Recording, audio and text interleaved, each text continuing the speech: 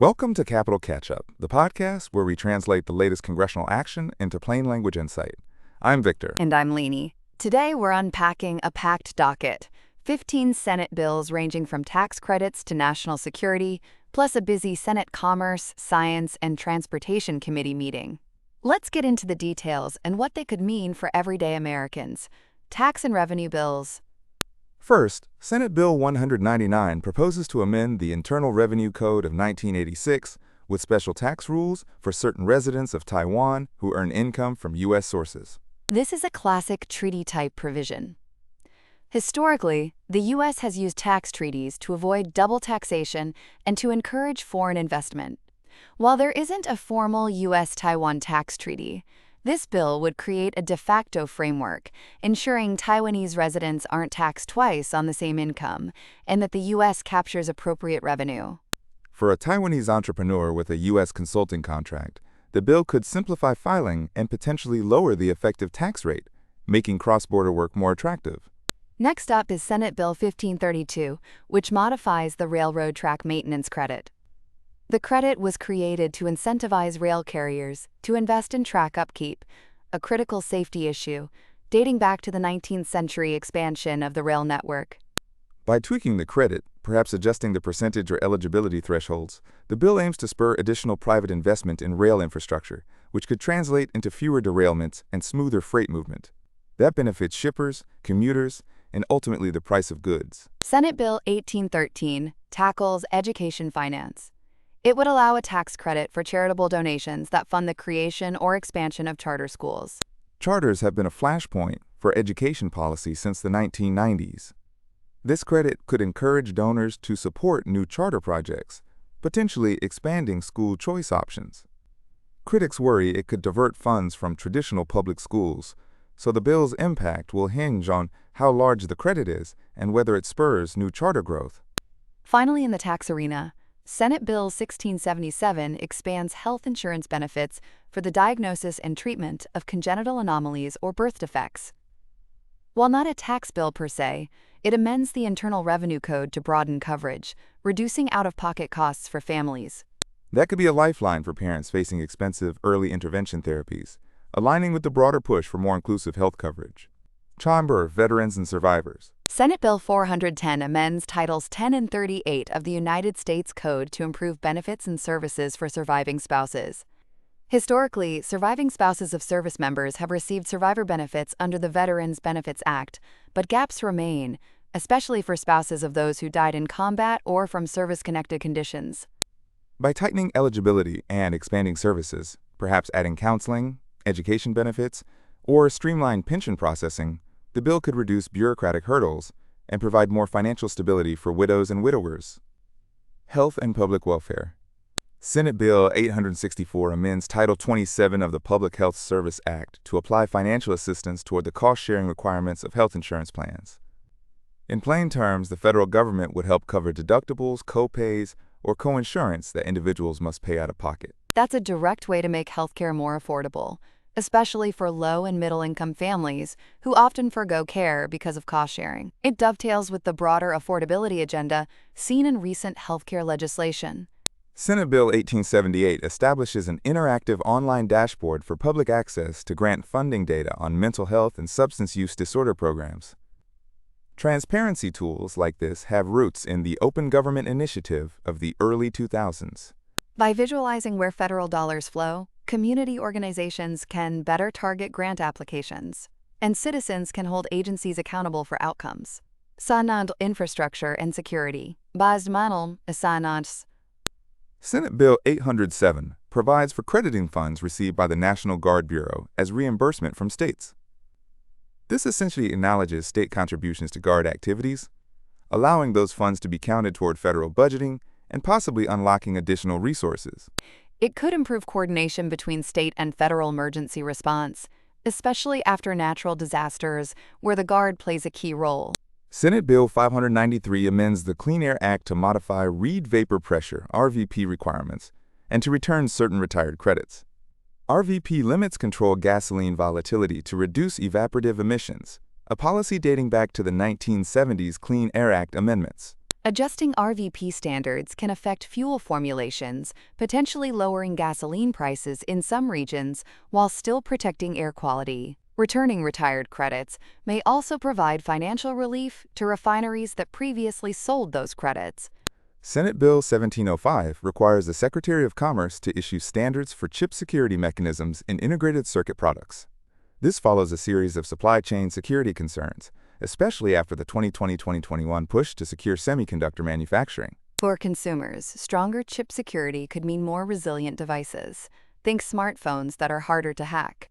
For manufacturers, it may add compliance costs, but the national security payoff could be significant.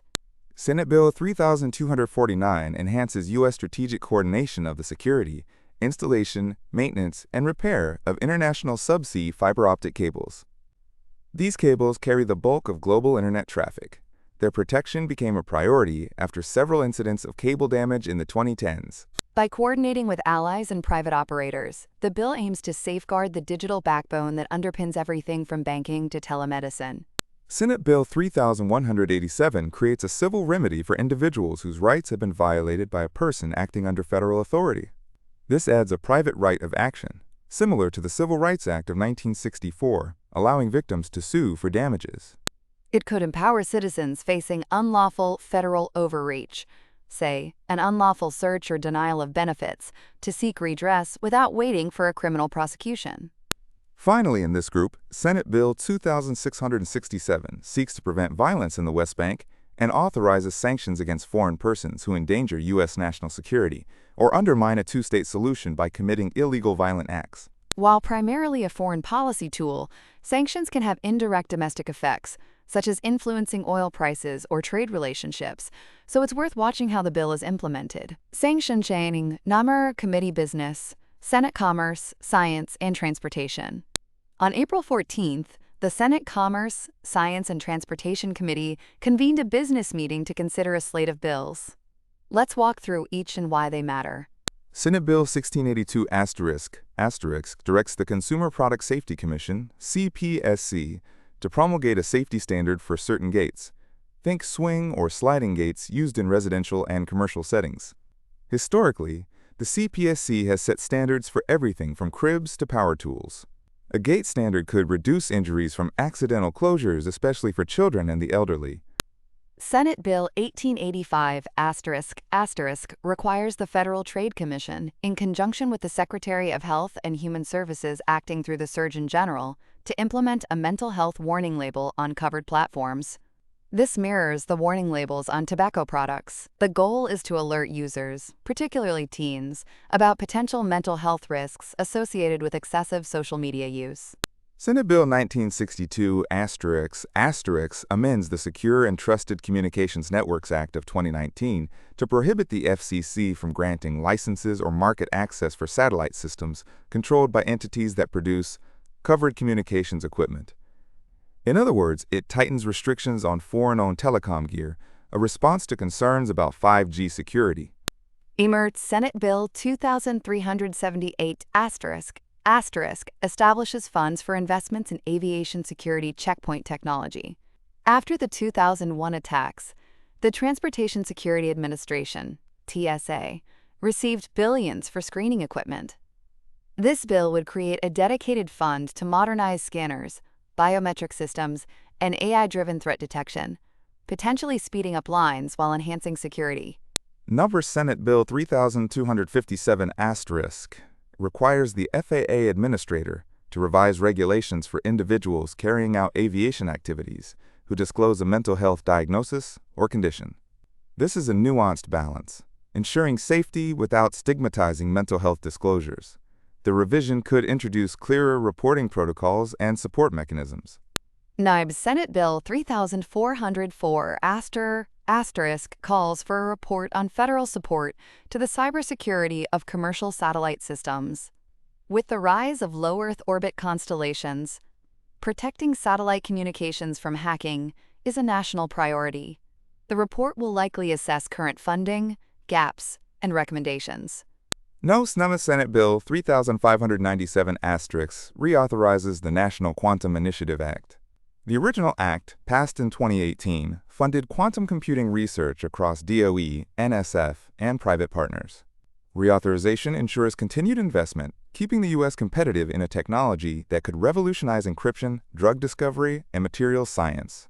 Senate Bill 3618 requires the FTC to submit a report on minors' ability to access fentanyl through social media platforms.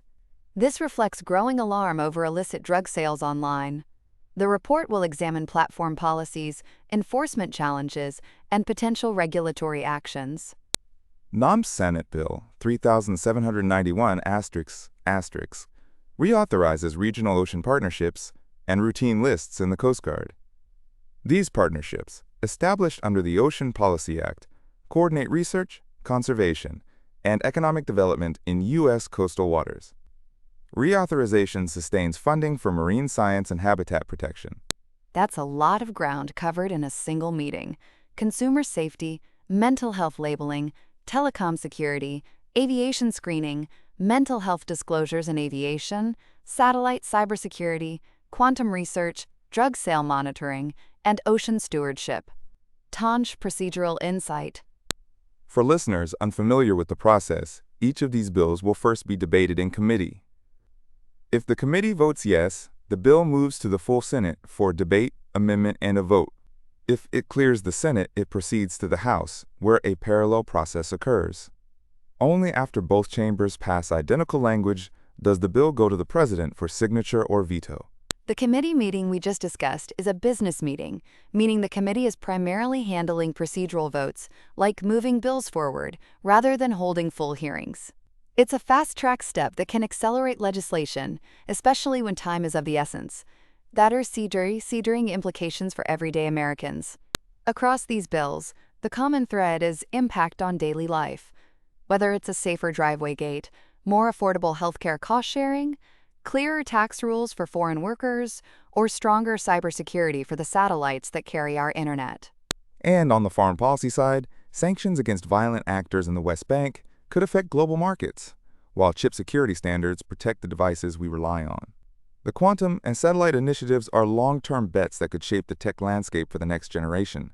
The mental health warning label and the FTC fentanyl report address the digital environment where many Americans, especially youth, spend their time. If enacted, they could lead to platform changes that promote healthier online habits. Finally, the Transparency Dashboard for Mental Health Grant Funding empowers community groups to better target resources, potentially expanding access to treatment in underserved areas. Maminus Watch List Summary. Keep an eye on Senate Bill 199, 410, 864, and 1677 for tax, veterans, and healthcare impacts. Senate Bill 593 and 3249 for environmental and digital infrastructure security, and Senate Bill 1885 and 3618 for mental health and drug sale oversight on social media. Also watch the Senate Commerce, Science, and Transportation Committee's actions on the Gate Safety Standard, S1682, the Mental Health Warning Label, S1885, and the Satellite Security Amendment, S1962. Their outcomes will set the stage for broader legislative debates. That wraps our deep dive into this week's congressional activity. Thanks for joining us on Capitol Catch-Up. Stay informed, stay engaged, and we'll be back with the next round of policy developments. Until then, take care.